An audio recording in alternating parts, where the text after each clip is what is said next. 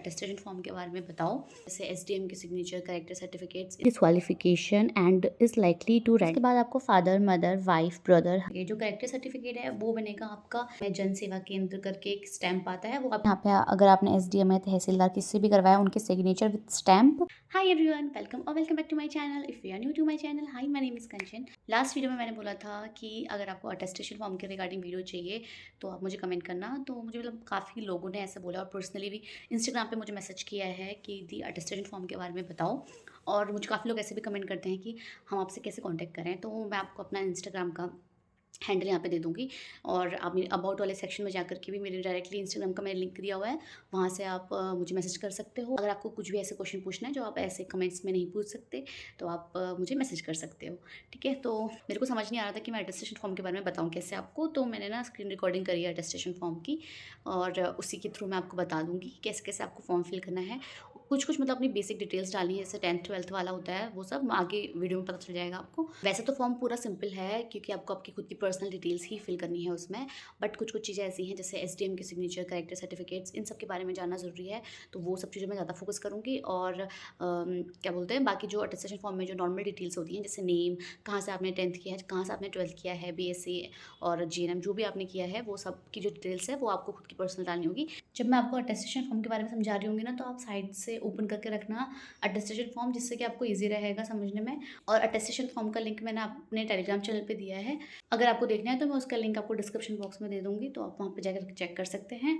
तो without further due let's start the video. ये है अटेस्टेशन फॉर्म, जिसमें सबसे पहले वार्निंग लिखी हुई है, the furnishing of a false information for suppression of any factual information in the attestation form would be disqualification and is likely to render the candidate unfit for employment under government. मतलब ये है कि अगर आप इसमें कोई सी भी अपनी फॉल्स इन्फॉर्मेशन डालते हैं, जैसे अपनी 10th कहाँ से किया है, आपने ग्रेजुएशन कहाँ से किया है, या फिर कुछ एक्सपीरियंस का कुछ भी अगर आप गलत डालते हैं, क्योंकि ये ना जो अटेस्टेशन फॉर्म होता है इसमें क्रॉस चेकिंग होती है, अगर कुछ भी गलत पाई है तो आप उसके लिए अनफिट हो जाएंगे। आपको यहाँ पे आपकी पासपोर्ट साइज फोटो फिक्स करनी है। सेकंड और थर्ड पॉइंट का मतलब मैं आपको ऐसे हिंदी में बता देती हूँ। उसका मतलब ये है कि अगर कुछ भी ऐसे मतलब इलीगल हुआ है, या फिर आप कभी अरेस्ट हुए हो, या फिर कुछ भी एक्सवाइजेड हुआ है आपके साथ, तो उससे पहले आपको एम्स भोपाल को कम्युनिकेट करना है उस चीज़ को। देन थर्ड पॉइंट ये है कि अगर आपकी ड्यूटी के दौरान भी ये सब चीज़ें आपकी पता चली कि ऐसे ऐसे प्रॉब्लम हुई है, तो आप की ड्यूटी से आपको टर्मिनेट कर दिया जाएगा। तो ये तो थी बेसिक जो ये वार्निंग लिखी हुई है ऊपर से। अटेस्टेशन फॉर्म का मतलब भी सत्यापन पत्र होता है। आप लोग को ना बहुत ज्यादा डरने की जरूरत नहीं है, जो लिखा हुआ है मैं उसी को ही बता रही हूँ बस। फिर बात करते हैं फर्स्ट पॉइंट की। तो फर्स्ट पॉइंट में लिखा है name in full in capital letters, ठीक है। तो आपको ना इसमें अपना सरनेम और नेम लिखना है। देन सेकंड पॉइंट है जिसमें लिखना है आपको आपका प्रेजेंट एड्रेस, जिसमें आपको ऐड करना है विलेज, थाना, district, house number, lane, street, road and town. Then third point में आपको अपना होम एड्रेस ऐड करना है, जिसमें आपका या फिर आधार कार्ड, स्थायी निवास पता, जो भी आपका होता है वो सब आपको उसमें ऐड करना है। थर्ड पॉइंट को ए और बी करके डिवाइड किया हुआ है। तो बी पॉइंट में है if originally a resident of Pakistan, मतलब ये हमारे लिए नहीं है, अगर आप पाकिस्तान से हैं और फिर इंडियन यूनियन में आपका बाय कब माइग्रेट किया, कब उसकी डेट वगैरह आपको फिल करनी है, तो इसमें आपको कुछ नहीं करना, सिंपली या फिर आप इसको डैश कर सकते हो या फिर एन लिख सकते हो। देन फोर्थ पॉइंट है पर्टिकुलर्स ऑफ प्लेसेस, ब्रैकेट में लिखा है विद पीयर्स और residences where you have resided for more than 1 year at a time during the preceding 5 years in case of state abroad including Pakistan, particulars of all places where you have been resided more than 1 year after attaining the age of 21 years should be given। मतलब after 21 years आप अगर abroad में जाकर के रहे हैं including Pakistan, तो उस जगह का आपको एड्रेस वगैरह लिखना है, और फ्रॉम और टू लिखा हुआ है ना, कब से कब तक आप रहे हैं उस जगह का आपको एड्रेस लिखना है। बट मैंने भी यहाँ पे पटना का एड्रेस लिखा हुआ है क्योंकि मैं आउट ऑफ स्टेट तो गई थी, तो इसमें ना मुझे श्योर नहीं था, इसलिए मैंने इसमें पटना का एड्रेस लिखा है क्योंकि मैंने वहाँ से अपनी बीएससी नर्सिंग करी थी। देन उसके बाद आपको father, mother, wife, brother, husband, आपके जितने भी फैमिली मेंबर्स हैं उनकी डिटेल्स भरनी है। ये फोटो मैंने ऊपर से ऐड किया है क्योंकि क्या क्या ऐड करना है वो नेक्स्ट पेज में चला गया था। सबके आपको name, nationality, place of birth, occupation और उनका प्रेजेंट एड्रेस सबका फिल करना है आपको। फिफ्थ पॉइंट है जो हमारे काम का नहीं है, क्योंकि इसमें अगर आपके बच्चे अगर फॉरेन में पढ़ रहे हैं तो उनकी डिटेल्स भरनी है, तो आपको सिंपली एन लिखना है इसमें। 6 to 9 जो पॉइंट है उसको मैं स्किप कर रही हूँ क्योंकि इसमें आपको सिंपली अपनी डिटेल्स भरनी है। देन जो 10th पॉइंट है इसमें लिख रखा है educational qualification showing places of education with year in schools and college since 15 years of age, ठीक है। तो 15 ईयर्स के बाद से लेकर के अभी तक की जो क्वालिफिकेशन है आपकी, ग्रेजुएशन हो या फिर पोस्ट ग्रेजुएशन हो, तो वो सब कुछ आपको इसमें ऐड करना है। With name of school, date of entering to the school, date of leaving school and examination जो बोर्ड है आपका, जो ये सामने ये कॉलम दिख रहा है ना 4 वाला, इसमें आपको ये सब ऐड करना है। 11 पॉइंट का जो ए सेक्शन है उसमें आपको NA लिखना है। डिटेल से इन पॉइंट को आप अपने अटेस्टेशन फॉर्म में पढ़ सकते हो, क्योंकि अगर मैं यहाँ पे डिटेल से बताऊंगी तो बहुत ज़्यादा लंबी हो जाएगी वीडियो। तो टेलीग्राम चैनल पे मैंने अटेस्टेशन फॉर्म भेजा हुआ है, अगर आपने नहीं देखा तो मैं लिंक दे दूंगी टेलीग्राम चैनल का, आप जाकर के एक बार चेक कर लो। 11 पॉइंट का जो बी पॉइंट है उसमें आपको नो लिखना है। देन 12th में भी आपको ये ABCDEFGH जो भी है आपको सब में नो नो नो नो ही टिक करना है। देन उसके बाद नेक्स्ट पॉइंट में ये लिखा कि अगर आपने ऊपर से किसी भी पॉइंट में यस लिख रखा है ना, तो आपको उसके बारे में बताना पड़ेगा, क्योंकि ऊपर सिंपली ये लिखा हुआ है कि अगर आप अरेस्ट हुए हो, डिटेन हुए हो, अगर कभी आपने कोई लॉ तोड़ा है, तो ये सब में ऑब्वियसली नो ही लिखोगे, तो इसलिए मैंने आपको सिंपली बता दिया कि नो नो लिखना है। तो जो नेक्स्ट पॉइंट है इसमें भी आपको नो ही लिखना है। देन जो 13 पॉइंट है इसमें लिख रखा है कि name of 2 responsible person of your locality और 2 references to whom you are known. Basically आपको यहाँ पे ना 2 लोगों के नेम, एड्रेस, फोन नंबर वगैरह लिखना पड़ेगा, क्योंकि एक तरीके से ना ये वेरिफिकेशन होता है कि आप एकदम क्लियर हो इन सब चीज़ों के लिए, जो ऊपर आपने जिनमें नो नो लिख रखा है ना उन सब चीज़ों के लिए। पेज नंबर 6 में लिखा है आई certified that forgoing information is correct and complete to the best of my knowledge and belief. I am not aware of any circumstances which might impair my fitness for employment under government. इसमें आपको आपकी signature with date और आपका place, जैसे आप Bhopal AIIMS में आओगे तो आपको भोपाल लिखना है, और डेट जिस डेट को आप इस फॉर्म को सबमिट करोगे with your signature. Then page number 7 में है ये शपथ, जो है हिंदी और इंग्लिश दोनों में, ओथ ऑफ एलिजेंस। इसमें आपको क्या लिखना है, सिंपल अपना नाम लिखना है, डेट और सिग्नेचर करना है। देन उसके बाद पेज नंबर 8 में आपको मिलेगा अपेंडिक्स 2, जिसमें है फॉर्म ऑफ सर्टिफिकेट प्रिस्क्राइब्ड। जो आपने ऑनलाइन एप्लीकेशन फॉर्म भरा होगा उसमें आपने आपका कास्ट सर्टिफिकेट भरा होगा, जो भी हमारे SC ST के कैंडिडेट्स हैं ये फॉर्म उनको ही फिल करना है। इसमें लिखा है this is to certify that Shrimati और कुमारी, जो भी आपका नाम लिखना है। देन सन, डॉटर ऑफ, ऐसे करके आपका विलेज का नाम लिखना है, आपका डिस्ट्रिक्ट और अपना स्टेट लिखना है। देन बिलोंग्स टू कास्ट, जैसे SC और ST, ठीक है।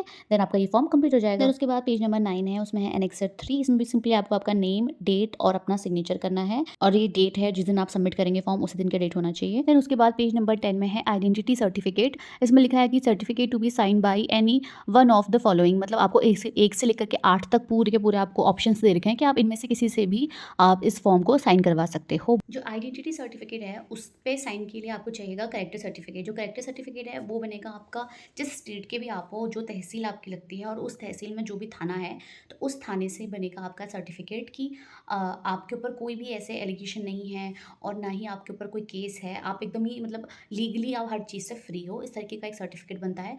मतलब उसमें ये लिखा होना चाहिए कि करेक्टर आपका अच्छा है या फिर करेक्टर आपका बहुत अच्छा है, जो भी लिखते हैं उसमें। और उसमें जन सेवा केंद्र करके एक स्टैंप आता है, वो आपके जो थाना होगा, थानाध्यक्ष जो होते हैं हमारे, उनका स्टैंप लगता है बेसिकली। तो उनका जो स्टैंप लग जाएगा उसके बाद यही जो आपका करेक्टर सर्टिफिकेट बनेगा, ये करेक्टर सर्टिफिकेट लेकर के आप जाओगे आइडेंटिटी सर्टिफिकेट में सिग्नेचर कराने के लिए।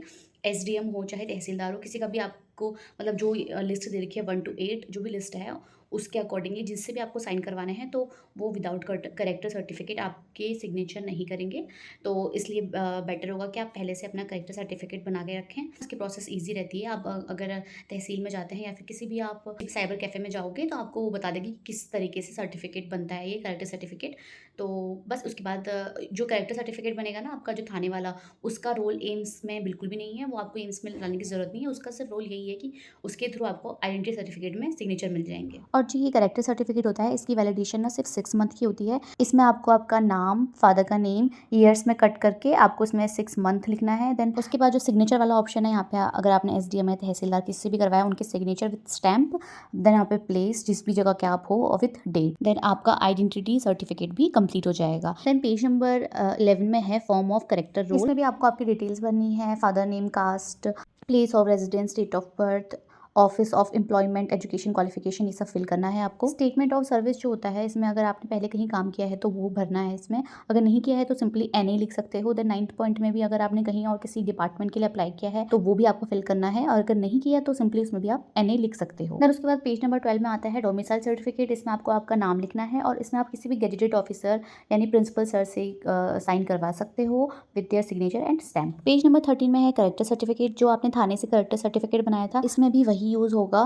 देन जो सबसे ऊपर सिग्नेचर है ना ये, इसमें आपको किसी भी गेजेटेड ऑफिसर यानी जो आपने पहले प्रिंसिपल सर के कराए थे ना डोमिसाइल सर्टिफिकेट में, उनके सिग्नेचर कराने हैं। देन जो नेक्स्ट अटेस्टेड लिखा है ना आइडेंटिटी सर्टिफिकेट में जिन्होंने साइन किया था ना, वही इसमें भी साइन करेंगे विद देयर स्टैम्प। फिर उसके बाद आता है ये डिक्लेरेशन फॉर्म। इसमें आपको आपका नाम, नेशनलिटी, डेट ऑफ बर्थ, आपका identity mark, blood group, PAN number, height, religion, date of joining, date, place, signature in capital, सब कुछ ये फिल करना है। और जो ये पैन नंबर है, ये अगर आप पहले किसी गवर्नमेंट सेक्टर में काम कर रहे थे तभी आपको मिलेगा, क्योंकि जिनके पास एनपीएस होता है ना उन्हीं के ही ये पैन नंबर मिलता है। जैसे मेरे पास नहीं था तो मैंने इसको फिल नहीं किया। उसके बाद पेज नंबर 15, 16 और 17 में सिंपल आपको नाम, डेट, प्लेस और सिग्नेचर लिखना है अपना। इसलिए मैं सीधे पेज नंबर 18 पे जा रही हूँ। है declaration of home town for purpose of living.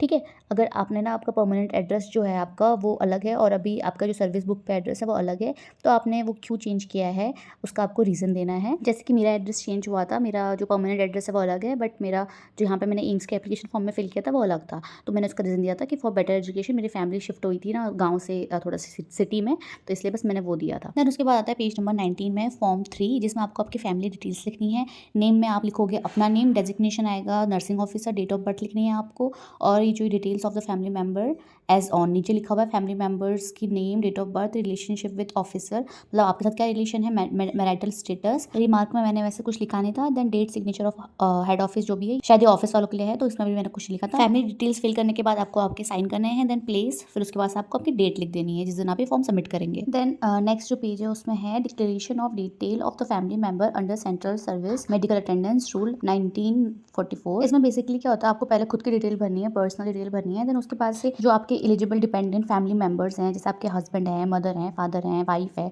उन सब की आपको डिटेल्स फिल करनी है। देन उसके बाद आपको नीचे सिग्नेचर करने हैं, और जो 4th और 5th पॉइंट है वो ऑफिस यूज़ के लिए है, उसको आपको फिल नहीं करना है। देन उसके बाद आता है पेज नंबर 21, जिसमें आपको मिलेगा फॉर्म F, जिसमें आप अपने नॉमिनीज चूज़ करेंगे। जैसे आप वही अपने फादर, मदर, हस्बैंड, वाइफ किसी को भी आप चूज़ कर सकते हैं। इसी फॉर्म में नीचे आपको नॉमिनीज करके कॉलम मिलेगा, उसमें 1 2 3 करके आपको नंबर्स भी दिए हैं, तो आप अकॉर्डिंगली इसमें अपने नॉमिनीज फिल कर सकते हैं। देन लास्ट में जो स्टेटमेंट लिखा है इसमें आपको आपकी डिटेल्स फिल करनी है। और ये जो फॉर्म है वो कंटिन्यू रहता है पेज नंबर 22 में, जिसमें आपको आपकी डिटेल्स फिल करनी है, विलेज, थाना, सब डिवीजन करके ये सब कुछ आपका खुद का पर्सनल डिटेल्स आपको फिल करना है। देन उसके बाद आता है लास्ट पेज, पेज नंबर 23, जिसमें आपको अपनी डिटेल्स फिल करनी है। और ये जो फॉर्म है वो है application for creation of new email account e office use. मतलब इसमें आपको ना अपनी डिटेल्स डालनी है, जो जो उसमें लिखा हुआ है, डेजिग्नेशन और आपका Aadhaar number, joining date, PAN number, ये सब, अपना address, pin code, phone number, email ID, ये सब कुछ आपको इसमें ऐड करना है। देन लास्ट में लिख रखा है फॉर इट ऑफिस यूज़, जो लास्ट वाला है इसको आपको फिल नहीं करना है, ये ऑफिस यूज़ के लिए है।